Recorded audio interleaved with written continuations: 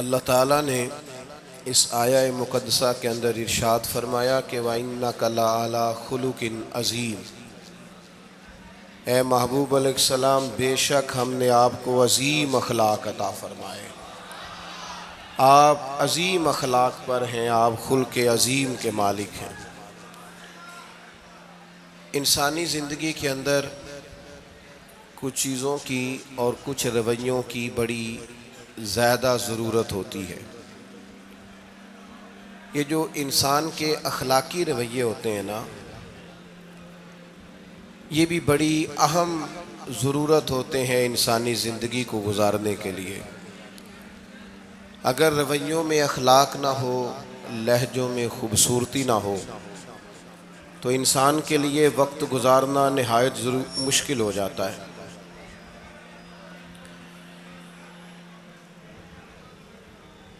اللہ تعالیٰ آپ کو جزائے خیر دے۔ میں دوستوں سے کہتا رہتا ہوں کہ کسی کھلی جگہ پہ احباب کے لیے بندوبست کیا جائے تاکہ لوگ تکلیف کا شکار نہ ہوں۔ پیار سے آ جاتے ہیں کئی ساری جگہوں پہ، بلکہ شاید ساری جگہوں پہ اب یہی مسئلہ بنتا ہے جگہ کا، لیکن اس وقت احباب بعض اوقات توجہ نہیں کرتے، پھر مشکل بڑھ جاتی ہے۔ اب تو جیسے ہے ویسے ہی رہے گا۔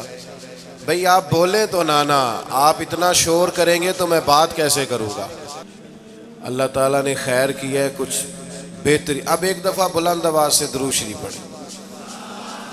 الصلاۃ والسلام علیک یا رسول اللہ وعلی آلک واصحابک یا حبیب اللہ، الصلاۃ والسلام علیک یا نبی اللہ وعلی آلک واصحابک یا نور اللہ۔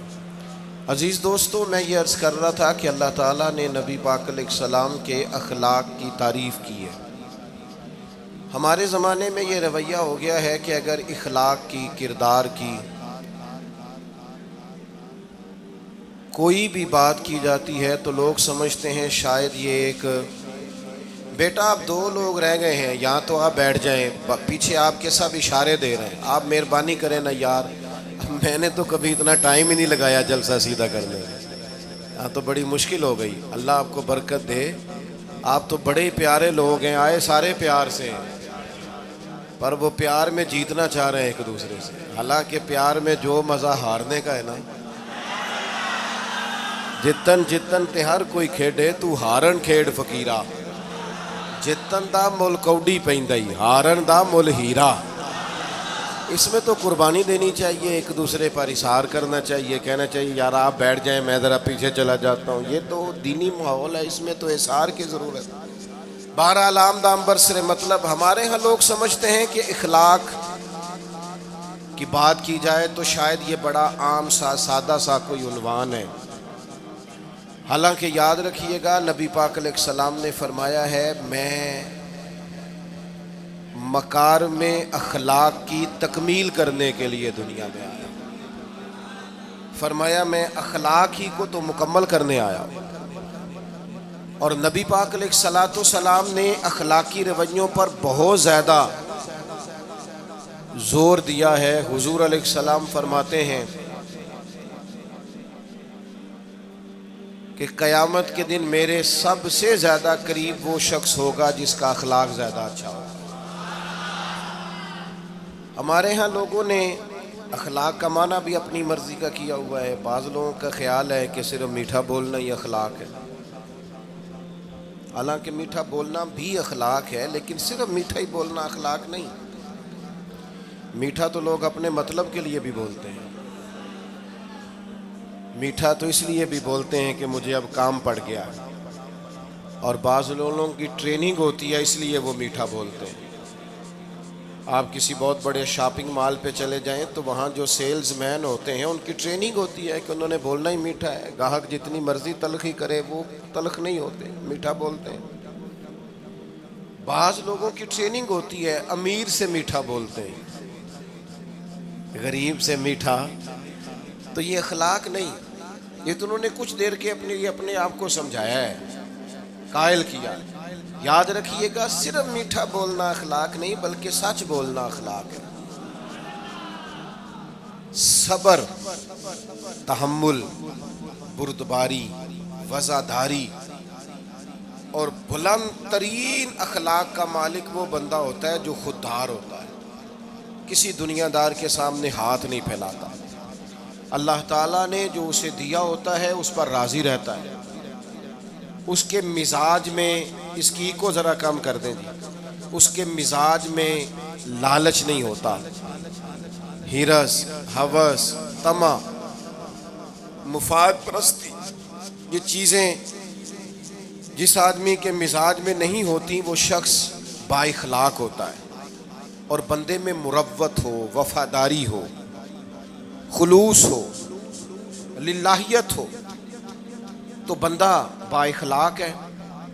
میرے دوستو، جس طرح ہم اپنا مکان محنت کر کے تعمیر کرتے ہیں، اور تھوڑا سا بھی درزی اگر کپڑے میں فرق پیدا کر دیتا ہے تو ہمارے لیے مشکل ہوتا ہے پہننا، ہم محنت کر کے تعمیر کرتے ہیں لباس کی، ہم اپنے لیے تعمیر کرتے ہیں چیزوں کو کہ بالکل ٹھیک اور پرفیکٹ چیزیں ہونی چاہیے، اسی طرح ہمیں اپنے کردار کو بھی تعمیر کرنا پڑتا ہے، اس پر ہمیں محنت کرنی پڑتی ہے، جس چیز پر بھی محنت کی جاتی ہے وہ قیمتی ہو جاتی ہے۔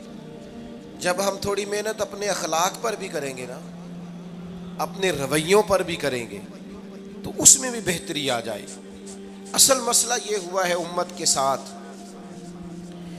کہ ہم نے یہ سمجھنا شروع کر دیا ہے آج کے دور میں کہ شاید لوگ صرف تقریر ہی سنیں گے، شاید لوگ صرف تصویر ہی دیکھیں گے، شاید لوگ صرف ہمارا آنا جانا، دبدبا، استقبال، پروٹوکول دیکھیں گے۔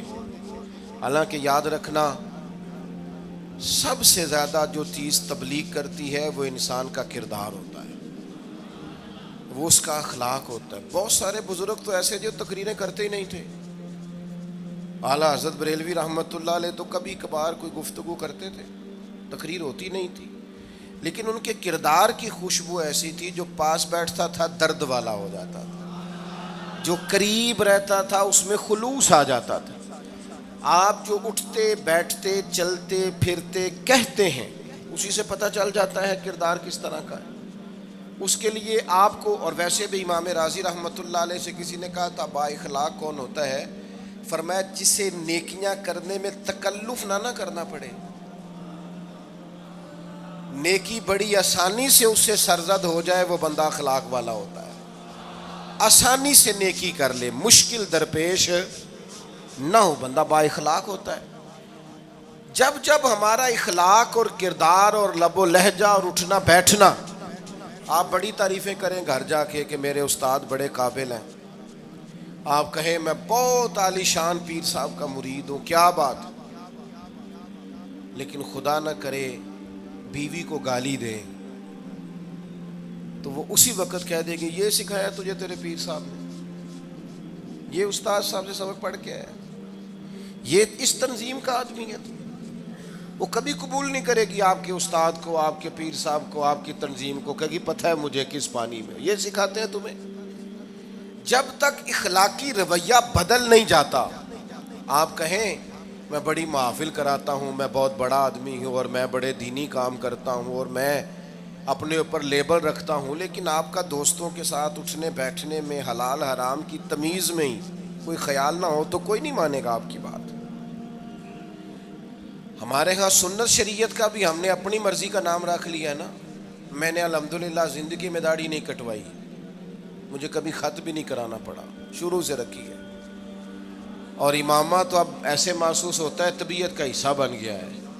یہ عظیم سنتیں ہیں رسول پاک کی۔ میری طرح کے ایسے لوگ بھی پہن لیں جو بالکل خوبصورت نہیں ہوتے تو داڑھی پگڑی سے وہ بھی کبھی کبھی اچھے لگنے لگ جاتے ہیں، لیکن صرف داڑھی اور پگڑی حضور کی سنت نہیں،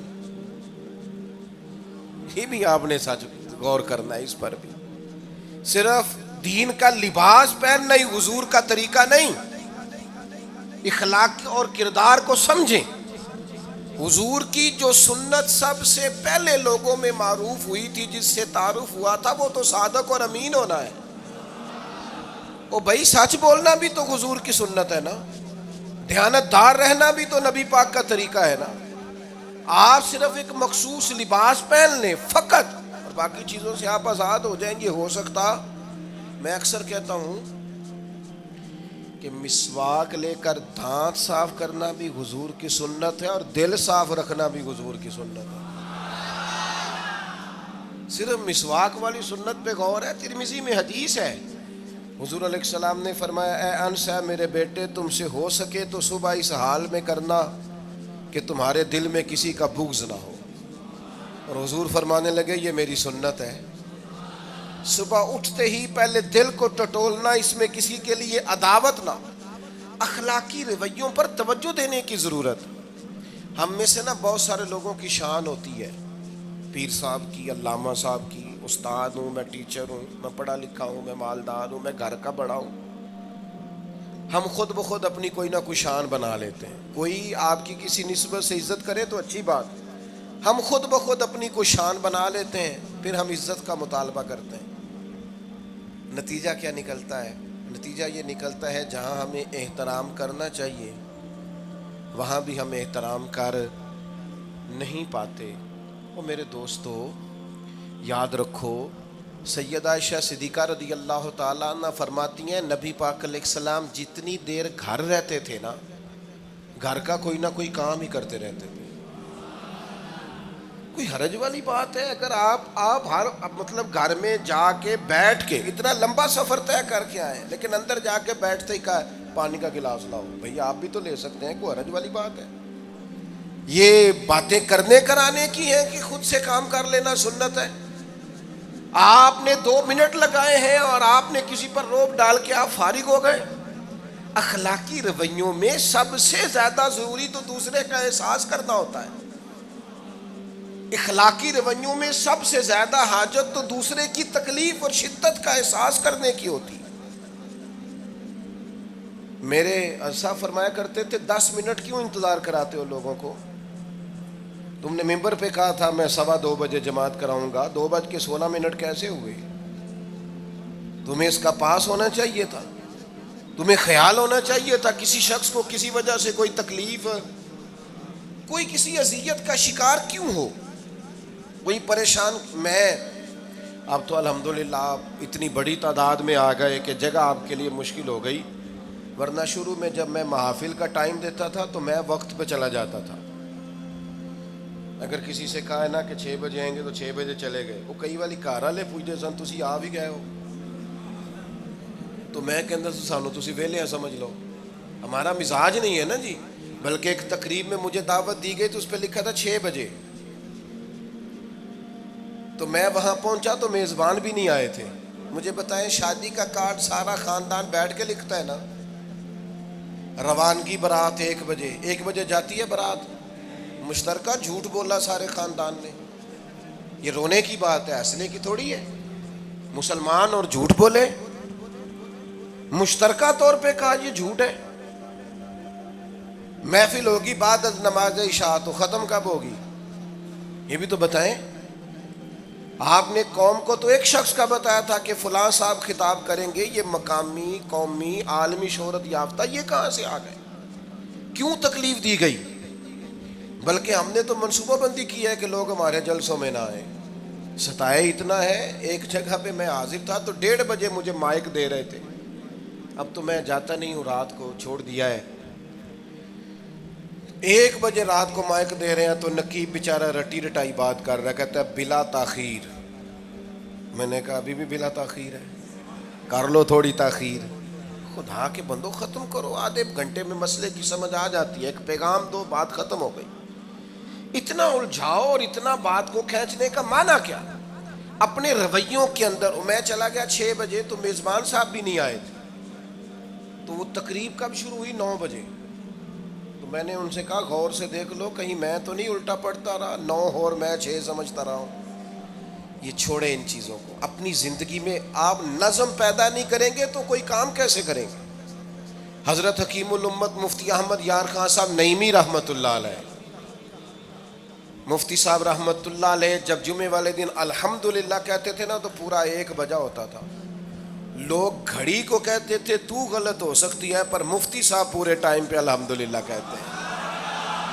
بلکہ ان کے بارے میں معروف ہے کہ وہاں ایک ذمہ دار تھا, بھینسوں کا دودھ دھوتے ہیں نا دیہاتی لوگ, تو عصر کی اذان سے 5 منٹ پہلے مفتی صاحب مسجد تشریف لے جاتے تھے. یہ اخلاق ہے, یہ آپ کا رویہ ہے, یہ آپ کا انداز ہے.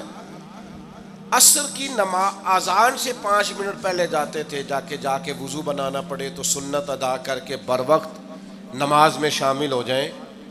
تو مفتی صاحب گزر جاتے تو وہ ذمہ دار اپنے بیٹے سے کہتا کہ اب آپ نا بچے کو چھوڑیں بھینس کے نیچے تاکہ ہم بھینسوں کا دودھ دھوئیں. تو ایک دن وہ بیٹا کہنے لگا ابا جی ابھی تو یہ سورج کھڑا ہے, عصر کا ٹائم کہاں ہوا ہے؟ تو کہنے لگا تو چھڑ دے کٹا, مفتی صاحب لانگ گئے نہیں, ٹائم ہو گیا ہے. یہ ہمارے بزرگوں نے ہمیں رویے سکھائے. آپ نظم والے ہوں, اخلاق والے ہوں, سچائی والے ہوں, دیانت داری والے ہوں, دوسروں کا خیال رکھیں, کسی کو تکلیف نہ ہو ہماری وجہ سے. پتہ ہے رسول پاک صلی اللہ علیہ وسلم کی بارگاہ میں آ کے عرض کیا گیا یا رسول اللہ یہ ہمارے امام صاحب بہت لمبی نماز پڑھاتے ہیں. صحیح حدیث میں موجود ہے, نماز ہی پڑھاتے تھے نا, قرآن ہی پڑھتے ہوں گے نا, کتنا اعزاز والا کام ہے. یا رسول اللہ یہ بہت لمبی نماز پڑھاتے ہیں. اللہ کے محبوب علیہ السلام نے بلا لیا, اور لفظ پتہ کیا ہے؟ حضور فرمانے لگے میں لوگوں کو دین کے قریب کرتا ہوں, آپ دور کرتے ہیں. فرمایا جب بھی نماز پڑھائیں معتدل پڑھائیں. اور خود حضور کا عمل کیا ہے؟ حضور فرماتے ہیں جب میں نماز میں کھڑا ہوتا ہوں تو میرا دل کرتا ہے میں لمبی نماز پڑھاؤں. ہمارا جب کسی شے کو دل کرے تو ہم چھوڑتے ہیں, میرا دل کرتا ہے میں لمبی نماز پڑھاؤں. لیکن حضور فرماتے ہیں پھر پیچھے سے کسی بچے کے رونے کی آواز آتی, میں سوچتا ہوں اس کی ماں پریشان ہوگی, میں نماز مختصر کر دیتا. اور میرے بھائیوں نماز میں بھی لوگوں کا احساس, ہماری طبیعت ہی نہیں رہی. کوئی آدمی ہارن دے رہا ہے پیچھے سے, اور سامنے گاڑی میں 2 بندے کھڑے, گاڑی مین روڈ پہ کھڑے کر کے باتیں کر رہے ہیں, اور وہ ہارن بجا رہا ہے تو کہتے ہو ٹھہر جا, آگ بجھانی ہے جا کے. ایک تو آپ نے اتنا ظلم کیا کہ آپ نے روڈ بند کیا, اور دوسرا اخلاقی رویہ یہ ہے. اور میرے بھائی یہ بھی بد اخلاقی ہے کہ آپ اپنا موٹر سائیکل مین روڈ پہ کھڑے کر کے دکان پہ چلے جائیں, لوگوں کو تکلیف میں ڈالیں گے. اسلام اس کی اجازت نہیں دیتا. رستوں کے نشان مٹانے والے کو نبی پاک نے تنبیہ فرمائی, کسی کو تکلیف ہو, اذیت ہو. اور بعض لوگ سمجھتے ہیں کہ میں نے پریشر میں رکھی ہوئی ہے دنیا, ڈرتے ہیں لوگ مجھ سے. جو ڈر کے عزت کرتا ہے وہ خوف کھاتا ہے, اور جو محبت سے تجھے سلوٹ کرتا ہے وہ تیرا احترام کرتا ہے. بعض لوگ کسی کے شر سے بچنے کے لیے بھی اسے سلام کرتے ہیں, وہ عزت نہیں ہوتی, وہ عزت نہیں ہوتی کہ یہ تو رٹا ڈال دے گا. اپنے اخلاقی رویے ہمیں اللہ کے محبوب سے سیکھنے, حضور سے خیرات لینی ہے, اخلاق حسنہ. ہم نے اپنے آپ کو سمجھنا ہے, ہم نے اپنے مزاجوں میں تبدیلی پیدا کرنی ہے, بالخصوص بزرگوں کے معاملے میں, بڑوں کے معاملے میں. جیسے جیسے انسان ضعیف ہوتا جاتا ہے نا, حساس ہوتا جاتا ہے, اسے باتیں تکلیف دینے لگتی. وہ ایک بوڑھی اماں ایک دفعہ مجھے کہنے لگی کہ آپ میرے بچوں سے کہہ دیں خرچہ پامیں تھوڑا دین کرن, میرے نال بولن صحیح کرن. وہ جب اپنی بیویوں کے سامنے میرے ساتھ تھوڑا والیوم اونچا کر کے بات کرتے ہیں آواز کا, تو مجھے تکلیف ہوتی ہے. اپنا رویہ, لہجہ, اس پر غور ہو. جوانی میں ہی تو برداشت کرنا ہوتا ہے. اپنے مزاج کو کبھی بکھرنے اور ٹوٹنے نہ دیں. اور سب سے زیادہ بندے کا پتہ ہی تب چلتا ہے جب کوئی اسے پورا غصہ دلائے, جو پھر کنٹرول کرے, وہی تو کمال آدمی ہوتا ہے. آ کے کہا گیا تھا نا نبی پاک علیہ السلام کو کہ یا رسول اللہ وہ معاذ اللہ ان لفظوں کے ساتھ تانا و تشنیع کرتے ہیں, نقل کفر نہ باشد. تو حضور فرمانے لگے وہ پتہ نہیں کس کی باتیں کرتے ہیں, مجھے تو اللہ نے محمد بنا کے بھیجا, میں تو محمد ہوں, اور محمد ہوتا ہی وہ ہے جس کی تعریفیں ہوں. وہ پتہ نہیں کس کی باتیں کر رہے ہیں, چھوڑو. وہ پتہ نہیں اس کی بات کر رہے ہوں گے جس کا وہ معاذ اللہ نام بگاڑتے ہیں. میرے عزیز تھوڑا سا برداشت, اور آپ جملوں سے غور کریں, کسی کے لہجے سے غور کریں کہ وہ بندہ کہیں تکلیف میں تو نہیں, آزمائش میں تو نہیں. میں پہلے مختصر تقریر کرنا چاہ رہا تھا، اب آپ لوگوں نے اور مختصر کرا دیا مجھ سے، تو میں بس بات کو سمیٹنے لگا ہوں، آپ غور فرمائیں گے۔ ایک دن نبی پاک علیہ السلام نے سید عائشہ صدیقہ رضی اللہ تعالیٰ عنہ سے فرمایا، حضور فرمانے لگے عائشہ جب آپ مجھ سے خوش ہوتی ہیں تب بھی مجھے پتہ چل جاتا ہے، اور جب آپ کے دل میں کوئی بات ہوتی ہے تب بھی پتہ چل جاتا ہے۔ تو سیدہ پاک عرض کرنے لگی حضور مجھے میری ماں روئے میں اور آپ سے ناراض، تو کریم فرمانے لگے بتاؤں پھر؟ یا رسول اللہ فرمائیے۔ حضور فرمانے لگے عائشہ آپ کبھی کبھی قسم اٹھاتی ہیں؟ یا رسول اللہ اٹھاتی ہوں۔ فرمایا جب آپ خوش ہوتی ہیں تو کہتی ہیں مجھے رب محمد کی قسم، اور جب دل میں کوئی بات ہوتی ہے پھر کہتی ہو جناب ابراہیم خلیل کے رب کی قسم، پھر حضرت ابراہیم کی نسبت سے قسم اٹھاتی ہو۔ تو جناب عائشہ کہتی ہیں حضور کی بات سن کے جو میرا حال تھا میں بتا نہیں سکتی۔ یا رسول اللہ آپ اتنا خیال کرتے ہیں، یہاں تک خیال فرماتے ہیں کوئی کیا بول رہا ہے؟ کہتی میں نے فوراً عرض کی کہ یا رسول اللہ مجھے رب محمد کی قسم ہو، میری زبان سے نام ہی جاتا ہے، میرے دل میں آپ ہر وقت موجود رہتے ہیں۔ دل میں آپ احساس پیدا کریں گے، آپ تھوڑا سا غور کریں، آپ کسی کی تکلیف کے بارے میں حساس ہوں گے۔ میرے بھائی پتہ کیا ہوتا ہے، 2 منٹ کا غصہ ہوتا ہے ہمارا، اور کئی دفعہ عمر بھر کا پچھتاوا چھوڑ جاتا ہے۔ ہمیں احساس ہوتا ہے ہم سے غلطی ہو گئی، ہمیں خیال ہوتا ہے کہ یہ لفظ مجھے کہنے نہیں چاہیے تھے، پر ہم سے سرزد ہو جاتے۔ میں ذاتی طور پہ آپ سے ایک بات عرض کروں، یہ میں ابھی آیا ہوں نا تو دوست پکڑتے ہیں دوڑتے ہیں، خیر اب فرق بھی ہے پکڑنے والے میں، پہلے دعا لینے والے ہوتے تھے اب سارے فوٹو لینے والے ہوتے ہیں، یہ بھی مسئلہ ہے۔ اور بعض لوگوں کو فوٹو چاہیے ہوتی ہے، باقی جو ہوتا ہے ہو جائے، اس سے غرض نہیں ہوتی۔ میں نے بہت ساری جگہوں پہ جانا چھوڑ دیا ہے، اس کی وجہ یہ ہے کہ میری وجہ سے لوگوں کو تکلیف ہوتی ہے۔ اب میں یہاں موجود ہوں، یہاں سے مجھے آگے بڑھنا ہے، اب جہاں مجھے آگے جانا ہے وہ مجھے اس بات کی اجازت نہیں دے رہی چیز جہاں مجھے پہنچنا ہے کہ میں رکوں اور ایک ایک آدمی سے ملوں۔ جہاں ہمیں کہیں اور جانا ہوتا ہے وہ یہ تو پوچھتے ہی نہیں کہ آپ نکلے ہیں کہ نہیں نکلے، وہ تو کہتے ہیں کتنے پہنچے ہو۔ اب اتنی گنجائش نہیں ہوتی، لوگ آ رہے ہوتے ہیں۔ میں داتا صاحب رحمۃ اللہ علیہ چلا گیا حاضری دینے کے لیے، اس قدر دوڑ دھوپ ہوئی، لوگ اس طرح بھاگے، ظاہر ہے کچھ قرآن مجید پڑھ رہے ہوں گے، کچھ عبادت کر رہے ہوں گے۔ کئی دنوں تک میری طبیعت پہ بوجھ بنا رہا کہ تیری وجہ سے لوگوں کو تکلیف۔ بہت ساری جگہوں پہ نہیں جاتا، سائڈ پہ ہو جاتا۔ کیوں؟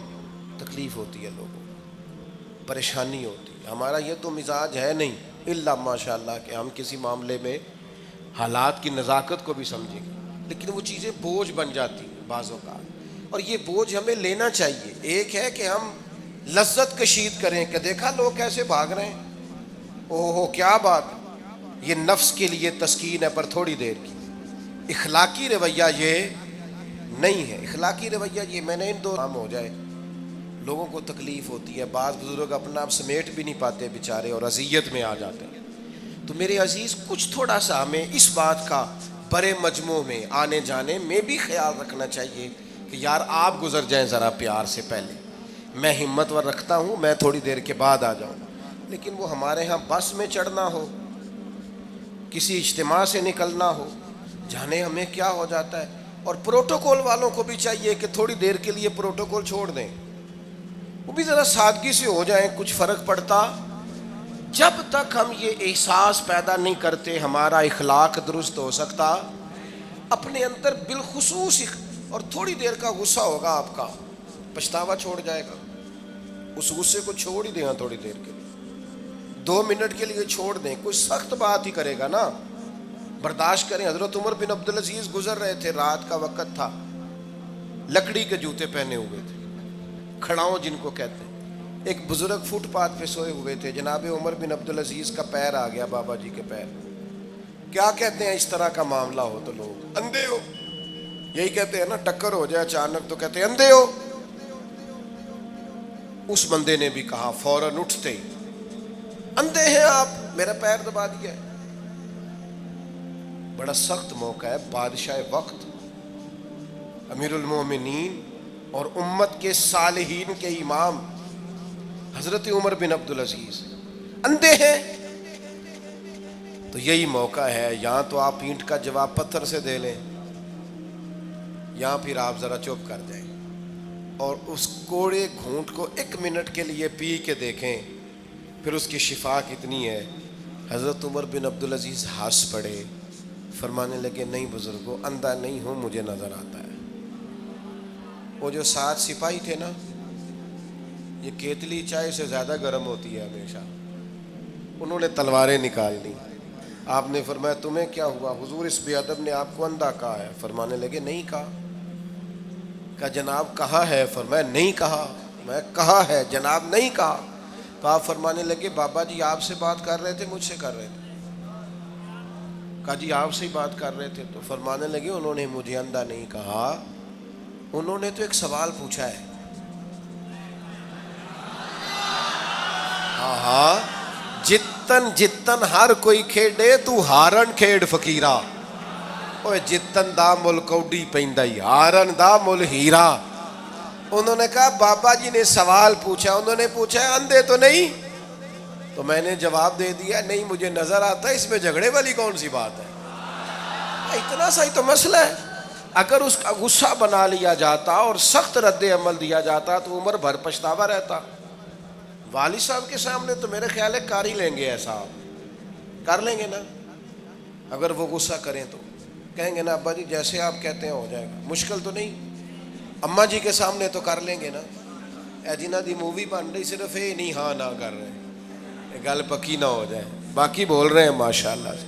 والد صاحب کا غصہ برداشت کر لیں گے انشاءاللہ، بزرگوں کا برداشت کر لیں گے.